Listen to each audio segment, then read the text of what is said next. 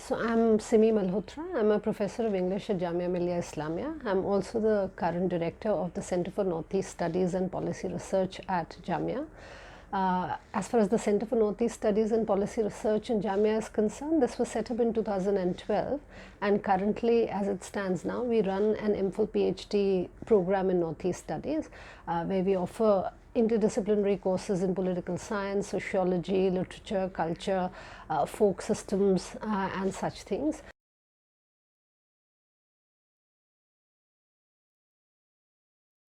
I mean, many of these terms, of course, are deeply problematic in terms of, I mean, when you use blocks like mainland India, or when you use even a homogeneous category like the Northeast, because obviously there are 8 absolutely diverse states with absolutely diverse people, their cultures, their food, their languages, their writing systems, their beliefs, and their all kinds of indices which are social indicators and things like that. So of course, I mean, there's always a challenge when one talks about, but the reason why often the term Northeast gets deployed is primarily because it is used as a block which is often ignored in a lot of discourses. I mean, to tell you a small thing, I mean, for instance, we looked at the history syllabus in many universities and we found that there's an absolute blackout of the history of the Northeast, or even if you look at, let's say, instances of women's movement, women's studies, you feel that there's a complete blackout. Whereas if you look at, let's say, vibrant histories of women's movement in Northeast India, whether it's the colonial period where you had the Nupilan, or whether it's the post-colonial independent period where you've had lots of movements all over, right from, Mizoram to Meghalaya to Assam to, all kinds of places, but these are often ignored. So, I mean, one of the things that our center's mandate, and of course our endeavor, is to bring many of these issues to the fore and to involve a larger, wider community in an engagement with our expertise and our knowledge of the Northeast, so that there's wider dissemination of things about which they are ignorant in that sense. And of course, that's why many of the courses that we offer are open to all students of Jamia, and we've had a fairly a good response from people who have come from varied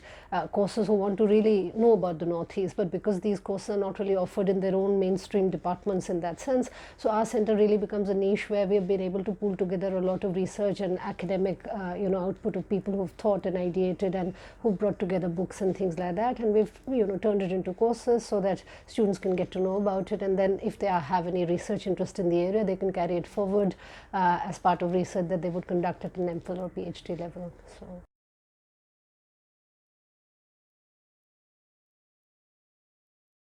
When we use a homogeneous term like women in the Northeast, I mean, there's no homogeneous category like the women in the Northeast. Of course, women themselves are distributed across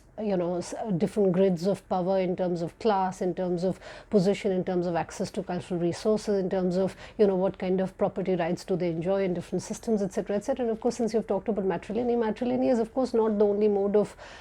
passing of inheritance in all communities of the Northeast. It's specific only to a few communities. So, for instance, if one talks about the Khasis, there's no doubt about the fact that in Khasi community there is a matrilineal order, but we know that that's symbolic and nominal, whereas if you really compare it to other factors, like let's say, for example, traditional governing institutions in Khasi societies like the Darbar system, women would hardly be present in those systems. Or even if you look at the legislative assembly or representation of women in governance bodies, you do not find them in public life. So this kind of a very, very sharp divide in terms of how there's a projection of matrilineal as some haloed institution, whereas in terms of practices within the